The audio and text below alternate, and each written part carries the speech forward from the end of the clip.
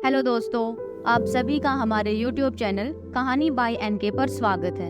I hope आप सभी ठीक होंगे। तो दोस्तों, आज फिर हम आपके लिए लेकर आए हैं एक नई कहानी और आज हमारा 100 डेज 100 स्टोरी का 14वां दिन है। और आज की कहानी है एक विधवा और खाटू श्याम जी का सहारा। तो श्याम भगत इस कहानी को जरूर पूरा सुने और चैनल को सब्सक्राइब करें। तो चलिए कहानी को शुरू करते हैं।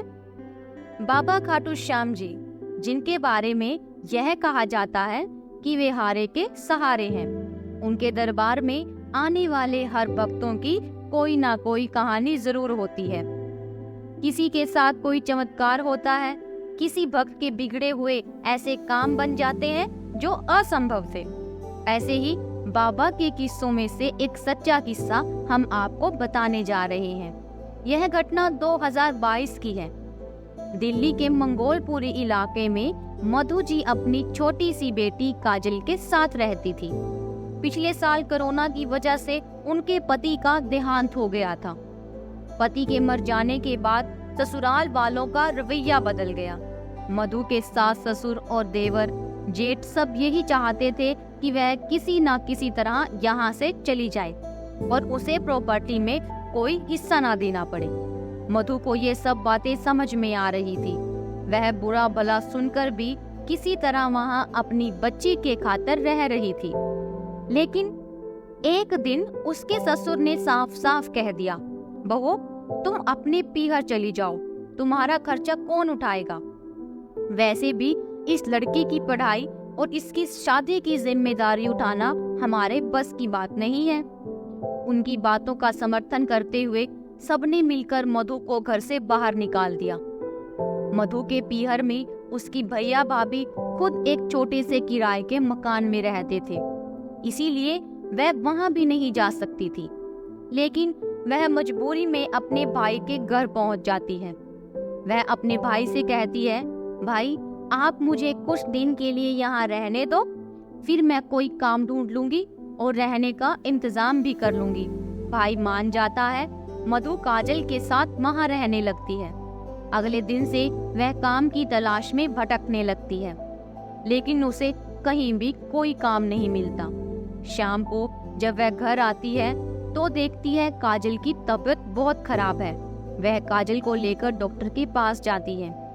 डॉक्टर काजल का चेकअप करते हैं और कहते हैं कि इसमें तो खून की कमी है। इसके खाने पीने का अच्छे से ध्यान रखो, फल खिलाओ, साथ में ये दवाइयाँ लिख रहा हूँ, समय समय पर देते रहना। मधु के पास कुछ पैसे थे और वह काजल को घर छोड़कर केमिस्ट की दुकान पर जाती है। केमिस्ट पर्चे को देखकर कहता है, ये सारी दवाइयाँ मिल जाएंगी, 500 रुपए की हैं। लेकिन मधु के पास केवल 200 रुपए थे। वह केमिस्ट से दवाई लेकर उधार देने के लिए कहती है, लेकिन वह मना कर देता है।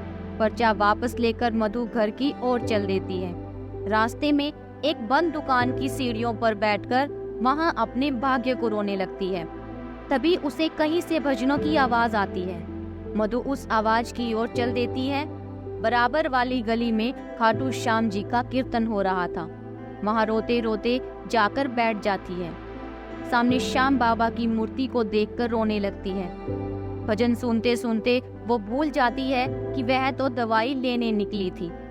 सब हारे के सहारे की जय जयकार कर रहे थे, लेकिन मधु इस सब को बेखबर होकर रोई जा रही थी। बैठे बैठे कब घंटे बीत गए उसे पता ही नहीं लगा। जब कीर्तन खत्म हो गया तो प्रसाद बांटा जा रहा था। मधु ने भी प्रसाद लिया। वह प्रसाद लेकर खाटू श्याम जी की मूर्ति के पास गई। उसने बाबा के चरणों में शीश नवाया। रोते हुए उसने बाबा से अपनी बेटी के लिए प्रार्थना की। जब वह कीर्तन से बाहर निकल रही थी तो उसे दवाई की पर्ची याद आ गई और एक हाथ में प्रसाद था, लेकिन वह 200 रुपए कहीं नहीं दिखे। फिर उसे याद आया कि वो पैसे तो उसके हाथ से बाबा के चरणों में गिर गए थे। मधु घबरा गई। अब मेरी बेटी का क्या होगा, यह सोचकर वह रोने लगी। पैसे वापस भी नहीं मांग सकती, वहां तो बहुत से लोगों के पैसे चढ़े हुए थे। वह वहीं खड़ी खड़ी रोने लगी। फिर मुड़कर घर की ओर चल दी। तभी उसे किसी ने आवाज दी। मधु ने पलटकर देखा, एक आदमी जो प्रसाद बांट रहा था वह उसके पास आया और बोला, बहन मैं तुम्हें बहुत देर से देख रहा हूँ, जब से तुम आई हो रो ही रही हो, क्या बात है? मधु ने कहा, कुछ नहीं, और वो चल दी।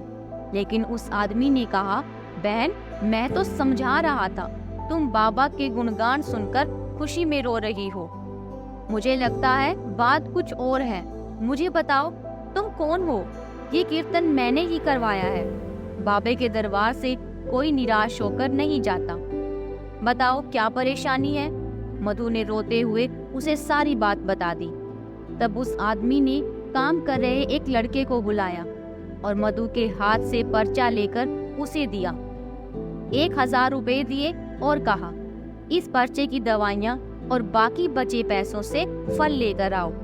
उसे भेजकर उस आदमी ने कहा, बहन तुम निराश मत हो, तभी तुमने बाबा के भजन सुने जिसे सुनकर तुम यहाँ आई। बस समझो बाबा ने तुम्हें बुलाया है, चिंता मत करो, कल तुम आकर मुझसे मिलना। बाबा की कृपा से मेरी बहुत बड़ी फैक्ट्री है जिससे तुम्हारे जैसी बहनों को काम करना पड़ेगा। तुम्हें काम भी मिलेगा और रहने का इंतजाम भी हो जाएगा। मधु कुछ बोल ना सकी, बस रोए जा रही थी। यह देखकर उस आदमी ने कहा, बस बहन जितना कष्ट था वो तुमने सह लिया, अब सब बाबा पर छोड़ दो, बाबा ने तुम्हें अपनी शरण में ले लिया है। तभी वह लड़का दवाई और फल लेकर आ गया। उस आदमी ने फल और दवाई मधु को दे दी। मधु ने उन्होंने धन्यवाद दिया और अपने घर आ गई। अगले दिन मधु को उस फैक्ट्री में काम मिल गया और उसे वही फैक्ट्री के पास रहने की जगह भी मिल गई, जहां बहुत सी औरतें रहती थी जो अलग अलग शिफ्ट में काम करती थी। उनसे जान पहचान हो जाने पर काजल का ध्यान भी लगा रहता था।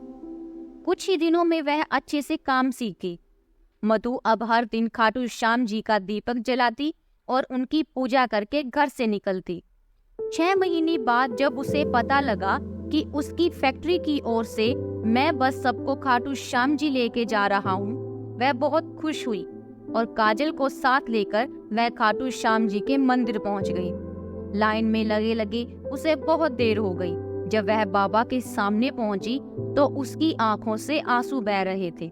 बाबा ने बिना मांगे उसकी सारी परेशानी हल कर दी। बाबा के दर्शन करके वह बाहर आई। उसका मन बहुत शांत था। अब उसका मन बनाया कि वह महीने में खाटू श्याम जी जाया करेगी। फैक्ट्री में मेहनत करते करते उसकी तरक्की होती रही। वह सुपरवाइजर बन गई। कुछ दिन बाद श्याम बाबा की कृपा से उसने काजल का दाखिला बहुत से अच्छे स्कूल में करवा दिया। भक्तों, बाबा किसी न किसी रूप में मदद करने अवश्य आते हैं। श्याम बाबा कभी भी अपने भक्तों को निराश नहीं होने देते। वह उनका हर समय साथ देते हैं। आज की कहानी यहीं पर खत्म होती है। आपको कहानी कैसी लगी? सभी श्याम भक्त कमेंट सेक्शन में जय श्री श्याम लिखकर जरूर बताएं। कल फिर मिलेंगे 100 डेज 100 स्टोरी चैलेंज में।